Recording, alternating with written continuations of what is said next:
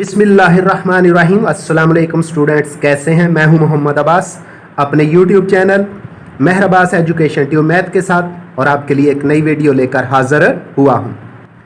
अल्लाह अल्लाह अल्लाह जी, यही है हमारा आज का अहम topic, physics 10th class unit number 11 reflection of sound, जिसको इको का नाम भी दिया जाता है। हम इसकी डेफिनेशन की तरफ चलते हैं।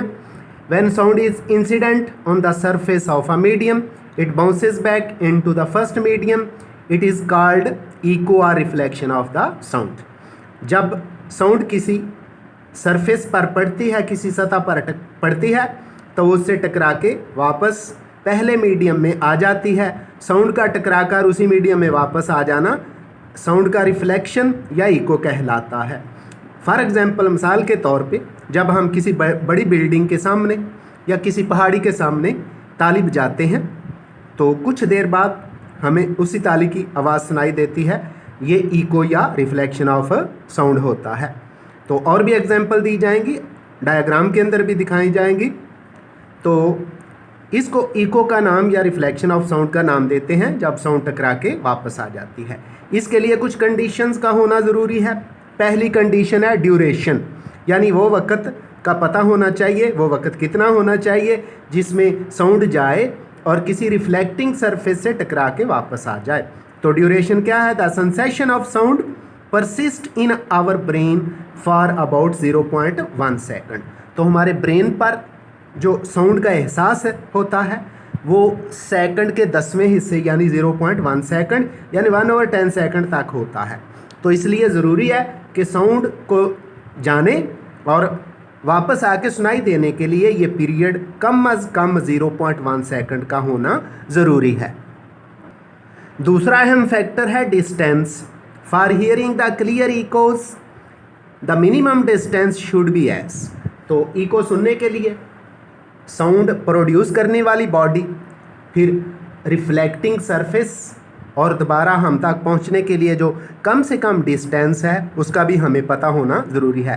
तो वो हम कैलकुलेशन के ज़रिए फाइंड करते हैं और एक फार्मूला भी क्लियर हो जाएगा जो कि न्यूमेरिकल्स के अंदर, जो मशक के न्यूमेरिकल्स हैं उसमें अक्सर इस्तेमाल होता है और न्यूमेरिकल्स हल करने के लिए ज़रूरी है और इससे मुतल्लिका न्यूमेरिकल इम्तहान में आता भी है।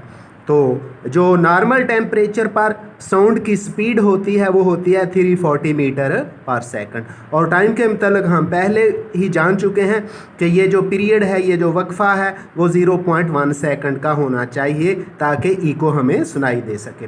तो डी हमने डिस्टेंस फाइंड करना है जो मिनिमम है हमारे दरमियान, यानी इको सुनने वाली बॉडी और रिफ्लेक्टिंग सरफेस के दरमियान वो डी है।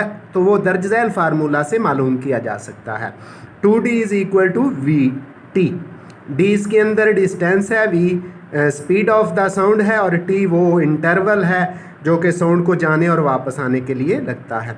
तो D is equal to normal speed है हमारी जी 340 और जो डिस्टेंस, जो ड्यूरेशन था वो था 0.1 और ये जो 2 इधर मल्टीप्लाई हो रहा था दूसरी तरफ जाके डिवाइड किया जब इनकी कैलकुलेशन की तो डी हमारे पास 17 मीटर आ जाता है, जिसे क्लियर होता है डिस्टेंस जो साउंड प्रोड्यूसिंग बॉडी है और फिर रिफ्लेक्टिंग सरफेस है और वापस सुनाई देने के लिए मिनिमम डिस्टेंस 17 मीटर होना चाहिए। एक और मिसाल की तरफ, एक और डेफिनेशन की तरफ चलते हैं। Multiple reflection if echoes be heard more than once, यानी अगर हमें इको एक से ज़्यादा दफ़ा सुनाई देती है then the reflection of sound is called multiple reflection. आइंदा मिलेंगे एक नई वीडियो के साथ। दुआ में याद रखिएगा। अल्लाह हाफिज़।